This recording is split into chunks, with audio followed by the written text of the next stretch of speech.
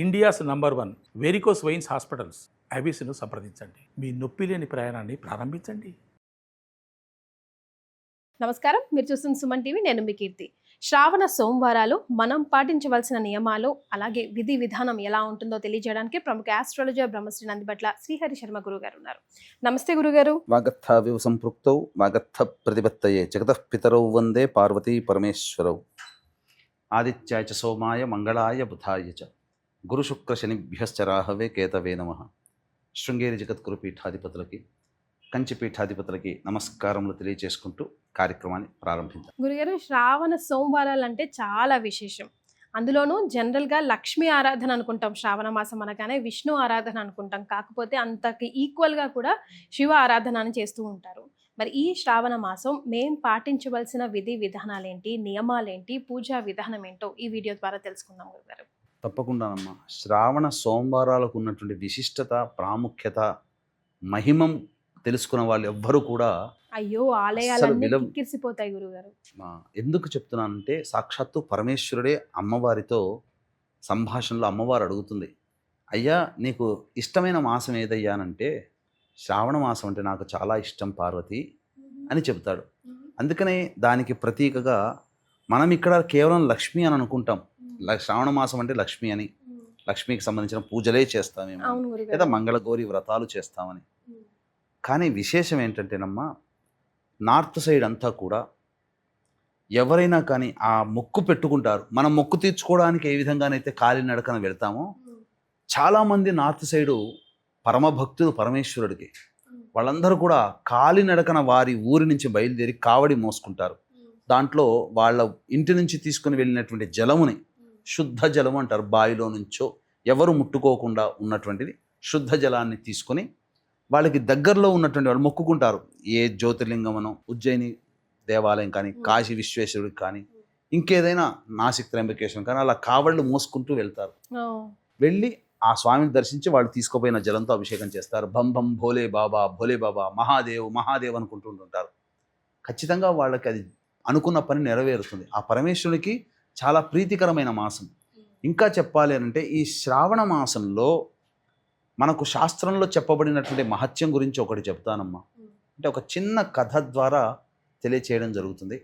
ఆ చిన్న కథలో ఏం చెప్పబడి ఉందంటే, ఒక గొప్ప అందగత్తె, ఆమె కోసము రాజులు, గొప్ప ధనవంతులు కూడా ఎదురు చూసేవాళ్ళట. కొంతకాలానికి ఆమెకి విరక్తి కలిగింది. ఎంతో గొప్ప కోట్లు సంపాదించి కానీ ప్రశాంతత లేదు.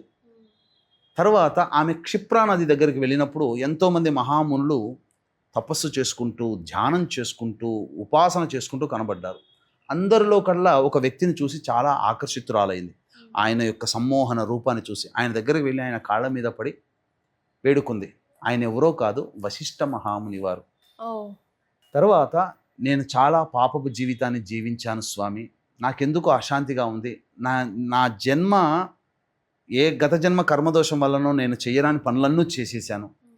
కాబట్టి నాకు అన్నిటి నుంచి పాప విముక్తి కావాలి, నేను చేసిన పాపాలన్నీ తొలగిపోవాలి, ఏం చెయ్యాలి మహానుభావ అని చెప్పి అడుగుతుంది ఆమె. అంతటా వచ్చేది మహా గొప్ప మాసమమ్మ, కాశీకి సంబంధించినటువంటిది. కాబట్టి కాశీలోకి వెళ్ళి చక్కగా రుద్రపారాయణం అనేటువంటిది జరిపించుకొని చక్కగా తిరిగి రామ్మ, దానము చెయ్యి. ఆ రుద్రపారాయణం చేసిన బ్రాహ్మణులకి ఇతోధికంగా నీవు సమర్పణ చేయి. ఆ బంగారు ప్రతిమతో చిన్నది ఏం చేసుకోవచ్చు, ఒక 1/2 గ్రాము 1/4 గ్రాముతోనైనా కానీ చేసుకోవచ్చు. ఆ ఈశ్వరుని ప్రతిమను, అమ్మవారి ప్రతిమను చేసి కలశంలో వేసి, ఆ కలశంలో పార్వతీ పరమేశ్వరుని ఆవాహన చేసి చక్కగా 11 మంది బ్రాహ్మణుల్ని 11 సార్లు రుద్రపారాయణం జరిపించి, హోమము జరిపించి, ఆ యొక్క కలశంలో ఉన్నటువంటి ప్రతిమనంతా కూడాను బ్రాహ్మణులకి దానం చేసి, స్నానం ఆచరించి కాశీ విశ్వేశ్వరుని దర్శనం చేసుకో, నీకు సమస్త పాపాలు పోతాయని చెప్పడం జరిగింది. ఆ విధంగా చేసుకుంది. అయితే అందరూ కాశీ వెళ్ళలేరు కదా, కాబట్టి ఇటువంటి వాళ్ళు ఖచ్చితంగా కాశీ క్షేత్రంలో వెళ్ళలేనటువంటి వాళ్ళకి దగ్గరలో ఉన్నటువంటి ఏదైనా క్షేత్రంలో వెళ్ళి చేసుకోవచ్చు. కాబట్టి చక్కగా ఈ యొక్క కార్యక్రమం చేసుకోవడం ద్వారా పాప విమోచనం జరుగుతుంది. ఇప్పుడు సమస్యలతో బాధపడుతున్నాము అంటే గత జన్మ కర్మదోషాలే ఈ జన్మల్లో మనం తెలిసి తెలియక చేసుకున్నటువంటి పాపాలు. కాబట్టి శ్రావణ మాసం అనేటువంటిది పరమేశ్వరునికి అత్యంత పరమ ప్రీతికరమైనటువంటి మాసము కాబట్టి ఈ శ్రావణ మాసం అంతా కూడా శివాయ నమః అనుకుంటూ ఉండండి. ఏ పని చేసినా ఖాళీ సమయం దొరికితే వాట్సాప్లో లేకపోతే ఫేస్బుక్లో కూర్చొని చూసుకునే దానికంటే ఎంజాయ్ చేయవచ్చు, మనిషి ఎంజాయ్ చేయాలి, కానీ ఎక్కువ సమయం దానికి కేటాయించకుండా దైవారాధనకి ఈ శ్రావణ మాసం అంతా వీలైనంతగా కేటాయించండి. బ్రహ్మచర్య వ్రతాన్ని ఆచరించడం, నేల మీద పడుకుని ఆచరించడం, అలాగే ధూమపానము, మద్యపానము, మాంసాహారము, ఇవన్నీ కూడా అసలు మాంసాహారం మానవుడు తినకూడదమ్మా, జంతువుకి మాత్రమే అది ఇచ్చాడు భగవంతుడు. అందుకే ప్రతి జంతువుకి, మాంసం తినే ప్రతి జంతువుకి కూరలు ఉంటాయి, మనిషికి ఉన్నాయా? వలసగా ఉంటాయి. మరి ఎక్కడ చెప్పబడలేదు, కాకపోతే అలవాటు చేసుకున్నారు. జీవహింస జరుగుతుంది. చాలామంది అనుకుంటారు మనం చంపట్లేదు, చనిపోయిన శవాన్ని మనం తింటున్నాం ముక్కలు చేసుకొని అని చెప్పి అని అంటుంటుంటారు. ఆ చనిపోయిన శవంగా మారడానికి కూడా నువ్వే కారణం అవుతున్నావు కదా. అక్కడ నువ్వు తింటున్నావు కాబట్టి అక్కడ బ్రతికున్న జీవ ప్రాణి జరుగుతుంది అక్కడ. అదే లేకపోతే జీవం చక్కగా బ్రతికేది, ఆ జీవం ముసురు పోసుకొని తిన్నట్టే కదా, అట్లా అనమాట. కాబట్టి మాంసాహార భోజనం నిషిద్ధం. ఈ విధంగా చేసుకొని ఉంటే మంచిది. ఆదివారాలు చక్కగా ఉపవాస నియమాన్ని, బ్రహ్మచర్యాన్ని అసలు మొత్తం అన్ని రోజులు పాటించాలి. కనీసం శ్రావణ సోమవారాన్ని పాటించేవాళ్ళు ఆదివారం నాడు మాంసాహారం, మద్యపానం తినకుండా ఉండి రాత్రిపూట రేపు తినను కదా అని ఈరోజు బగ్గగానే తిని తాగకుండా రాత్రిపూట టిఫిన్ చేసి ఉండి పండ్లు ఇతర పదార్థాలు తీసుకొని సోమవారం అంతా కూడా ఉపవాసం ఉండొచ్చు. ఉండి ప్రదోషకాల సమయంలో పరమేశ్వరునికి అభిషేకము, అర్చన జరిపించుకుంటే చాలా విశేషం. ప్రతిరోజు శివాలయ సందర్శనం, ప్రతిరోజు ఆ కాశీ విశ్వేశ్వరుని దర్శించుకునే భాగ్యం కలిగిందంటే అంతకన్నా కావాల్సింది ఏందమ్మా. మరి గురుగారు ఎప్పుడు కూడా మనం శివయ్యకి సంబంధించి ఏ నైవేద్యం ప్రీతికరం అని చెప్పుకోలేదు కదా గురుగారు ఇప్పటివరకు. శివుడి దగ్గర ఉన్నటువంటి గొప్పదనం ఏంటంటే మనం ఏది ఇస్తే దానికి 100 రెట్ల ఫలితాన్ని మనకిస్తాడు. డబ్బు కావాలి మనిషికి ఈ కలియుగంలో, డబ్బు కట్టలను పెట్టలేడు కదా. మరి కానీ లక్ష్మికి ప్రతిరూపము బిల్వవృక్షం. ఆ బిల్వవృక్షంలోనే అమ్మవారు తపస్సు చేసింది. అందుకనే బిల్వ ఫలంని లక్ష్మీ ఫలం అని కూడా అంటారు. మారేడు దళాలతో అర్చన చేస్తే డబ్బుతో అర్చన చేసినట్టే. కాబట్టి ఒక మారేడు పెడితే అనంతమైన ధన సంపద. కాబట్టి ధనాన్ని ఇచ్చినట్టే లెక్క. భగవంతుడికి ఎంత సమర్పిస్తామో అంతకి 100 రెట్ల ధనము కావాలనుకునేవాడు ఖచ్చితంగా మారేడు దళాలతో అర్చన చేయాలి. గురుగారు శివారాధనకు కానీ గణపతి ఆరాధన కానీ తులసి ఎందుకు పనికిరాదు గురుగారు? పరమేశ్వరునికి సంబంధించిన దాంట్లో ఉందమ్మా తులసి. కొన్ని ఏ దేవత, ఇప్పుడు మనకు కూడా ఉంటాయి కదమ్మా ఇష్టమైన పదార్థాలు, ఇష్టం లేని పదార్థాలు అంటూ ఉంటాయి కదా. భగవంతుని కూడా సమర్పించకూడదు, తులసి అనేటువంటిది సమర్పించకూడదు. అన్నం నైవేద్యం కూడా ఎక్కువగా పెడుతూ ఉంటారు. అది అన్న సమృద్ధి అంటే అన్నాన్ని నైవేద్యంగా కాదమ్మా, అన్నముతో అభిషేకం జరిపించడం, అన్నాభిషేకం అని అంటారు. కాబట్టి అది చేసుకోవచ్చు. అలంకరణలో కూడా మొత్తం కంప్లీట్ గా ఎక్కువగా ఆ పరమేశ్వరుడికి అన్నాభిషేకం ప్రదోష కాలంలో చేస్తారు. దాన్ని చేయడం వల్ల మనోవాంఛ సిద్ధి అతి శీఘ్రంగా కలుగుతుంది. చెరుకు రసంతో కూడా చేస్తారు పంచాభిషేకాలు. అసలు మనకు కావాల్సినటువంటి విధంగా చెప్పాలి అని అంటే వివాహం కావాల్సిన అబ్బాయిలు, అమ్మాయిలు మన నవ్వోద్గడ్డ, మిశ్రి అంటారు, లేదా పంచదార గడ్డలు అంటారు. వాటిని బాగా దంచి ఆ పొడిని నీటిలో కలిపి ఆ నీటితో అభిషేకం చేయాలి.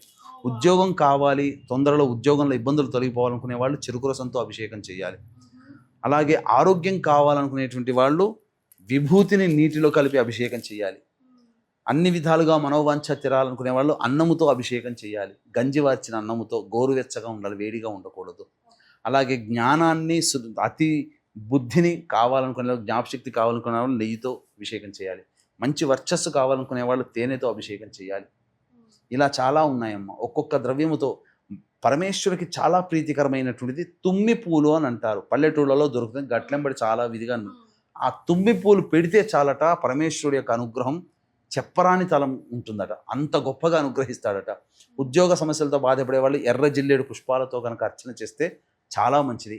కార్యంలో ఆటంకాలు ఎదురవుతున్నాయి, మాకు కార్య విఘ్నాలు తొలగిపోవాలనుకునే వాళ్ళు తెల్ల జిల్లేడు పుష్పాలతో అర్చన చేయాలి. ఇలా ప్రతిదీ చెప్పబడి ఉందమ్మా శాస్త్ర ప్రకారము. పరమేశ్వరునికి కనుక చేస్తే చాలా గొప్పదైనటువంటిది. కాకపోతే పాప విమోచనం కలగాలనుకుంటే ఎన్నో 12 మాసాలు ఉన్నాయి. 12 మాసాల్లో చెప్పబడలేదు. కేవలం శ్రావణ మాసంలోనే శివారాధన విశేషంగా ఏకాదశి రుద్రాభిషేకం, రుద్ర ఆరాధన చేయమని చెప్పబడింది. కాబట్టి అవకాశం ఉంటే దగ్గరలోని క్షేత్రంలో చేయండి. లేదంటే 4వ సోమవారం రోజున మన పీఠం ఆధ్వర్యంలో ఈ చెప్పబడినటువంటి పాప పరిహార దోష నివారణార్థం చేయించడం జరుగుతుంది. కాశీలో కావచ్చు, ఏదైనా సిద్ధక్షేత్రంలో శ్రీశైలంలో కానీ శ్రావణ మాసం 4వ సోమవారం రోజున చేయించడం జరుగుతుంది. అలాగే ఈ శ్రావణ మాసం పౌర్ణమి, శ్రవణ నక్షత్రము, శ్రావణ శుక్రవారం వరలక్ష్మి పూజ కూడా 8వ తారీఖు రోజున అయింది కాబట్టి ఆ రోజున మన పీఠం ఆధ్వర్యంలో ఆ పూజ చేసుకుని లక్ష్మీ వ్రతం పూజ చేసుకునే ప్రతి మహిళలు కూడా సంతోషపడే విధంగా లక్ష్మీ అమ్మవారికి విశేషమైనటువంటి షోడశ లక్ష్మి మూలమంత్ర హవనం అనేటువంటిది శ్రీ సూక్త విధానంగా జరుగుతుంది. ఈ కార్యక్రమంలో పాల్గొనడం ద్వారా ధన సమస్యలు, వివాహ సమస్యలు, దాంపత్య సమస్యలు, సంతాన సమస్యలు ఒకటా రెండా మనిషికి ఏ సంకల్పం కోసం అయితే ఎదురు చూస్తున్నాడో ఆ సంకల్పం నెరవేరడం కోసం ఈ షోడశ లక్ష్మి హవనం అనేటువంటిది చేయించడం జరుగుతుంది. ఇందులో గోతనామాదులు నమోదు చేసుకున్నటువంటి వాళ్ళకి తామర మాల పూజ చేసి ఇవ్వడం జరుగుతుంది. అద్భుతం. తద్వారా జపం చేసుకోవడం ద్వారా కుటుంబంలో అనేక రకాల ధన సమస్యలు, దాంపత్య సమస్యలు, వివాహ సమస్యలు తొలగిపోతాయి. రైట్. సో గురుగారు చాలా క్లియర్గా చెప్పారు. ఒక్కో సమస్యకి ఒక్కో ద్రవ్యంతో శివాభిషేకం కనుక ఈ 4 వారాల పాటు 5 వారాల పాటు శ్రావణ మాసంలో చేసుకుంటే కనుక మనకు తప్పకుండా పుణ్య ఫలితం లభిస్తుంది అని తెలియజేస్తున్నారు. థ్యాంక్ యూ సో మచ్ గురుగారు. ధన్యవాదాలు. సర్వం శ్రీ ఉమామహేశ్వర పరబ్రహ్మార్పణమస్తు.